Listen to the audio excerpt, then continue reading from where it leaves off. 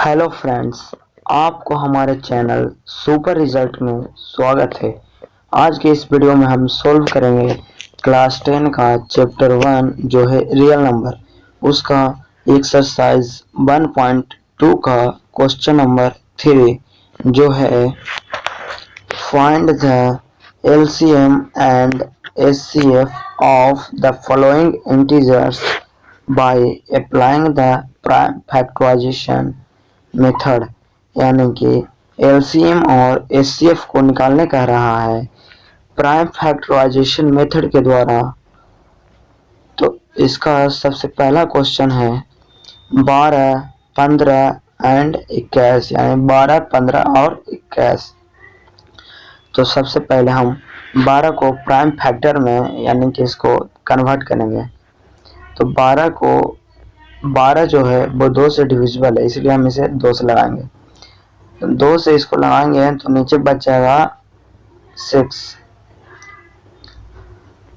6 जो है वो भी 2 से डिविजिबल है। तो 2 से डिविजिबल रहने के कारण 6 को भी हम लोग 2 से ही लगाएंगे। तो इसका नीचे बचेगा 3। तो 3 हो गया, तो यही प्रोडक्ट ऑफ प्राइम फैक्टर के फॉर्म में टूट गया। अब एक दूसरा है 15 को हम लोग 2 से डिविजिबल नहीं रहने के कारण इसे 3 से लगाएंगे। 3 से लगाएंगे तो नीचे बच जाएगा 5। अब है 21 जो है वो भी 2 से डिविजिबल नहीं है।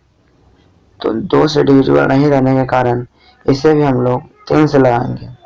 तो 3 से लगाएंगे तो यहाँ पे नीचे बचेगा 7। तो यहाँ पे 3 से लगा रहे हैं तो इसका नीचे बच जाएगा 7, यानी कि 7। तो इस तरह से प्रोडक्ट के फॉर्म में टूट गया है। अब हम लोग 12 को लिख सकते हैं 2 इंटू 3। तो अब हम लोग यहाँ पे लिखते हैं 12 इज इक्वल टू 2 इंटू 3। अब है 15 को हम लोग लिख सकते हैं 3 इंटू 5, यानी कि 3 इंटू 5। अब है 21 को हम लोग लिख सकते हैं 3 इंटू 7। तो यहाँ पे हम लोग को एचसीएफ निकालने के लिए हमने पहले पढ़ा था कि कॉमन टर्म जो होता है वही हमारा एचसीएफ होगा। तो यहाँ पे 3 जो है तीनों में कॉमन है, इसलिए हमारा एचसीएफ 3 होगा। और एलसीएम जो है वो सारा उतर जाएगा, सिर्फ जो कॉमन टर्म होगा वो एक बार ही उतरेगा। तो यहाँ पे 2 इंटू 3 इंटू 5 इंटू 7 इसको मल्टीप्लाई करेंगे तो 420 आएगा। अब हम लोग क्वेश्चन 2 की ओर बढ़ते हैं। क्वेश्चन 3 का ही 2 है। तो ये है जो कि 17, 23 एंड 29, यानी 17, 23 और 29, ये जो है पहले से ही प्राइम नंबर के फॉर्म में है। तो इसलिए इसका एचसीएफ जो है वो होगा 1 और एलसीएम जो होगा वो मल्टीप्लाई करेंगे 17 इंटू 23 इंटू 29। तो इसको मल्टीप्लाई करने के बाद आ जाएगा 11,339, यानी 11,339। तो इस तरह से क्वेश्चन 2 भी सॉल्व हो गया। यह पहले से ही प्राइम नंबर के फॉर्म में दिया हुआ था। अब हम लोग क्वेश्चन 3 की ओर बढ़ते हैं। तो क्वेश्चन 3 में था 8, 9 एंड 25, यानी कि 8, 9 और 25। तो सबसे पहले 8 को हम लोग लिखते हैं। तो 8 को प्राइम नंबर के फॉर्म में तोड़ेंगे तो पहले 2 से डिविजिबल 8 है, इसलिए हम इसे 2 से लगाएंगे। तो नीचे बचेगा 4, यानी कि 4 जो है वो भी 2 से डिविजिबल है। 2 से डिविजिबल रहने के कारण 4 को भी हम लोग 2 से लगाएंगे। तो इसका नीचे बच जाएगा फिर से 2। अब 9 है।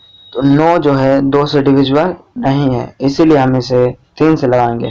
तो 3 से डिविजिबल रहने के कारण 3 से लगेगा, तो नीचे बच जाएगा 3। अब है 25, यानी कि 25। तो 25 जो है वो ना तो 2 से डिविजिबल है, ना ही 3 से, ना ही 4 से।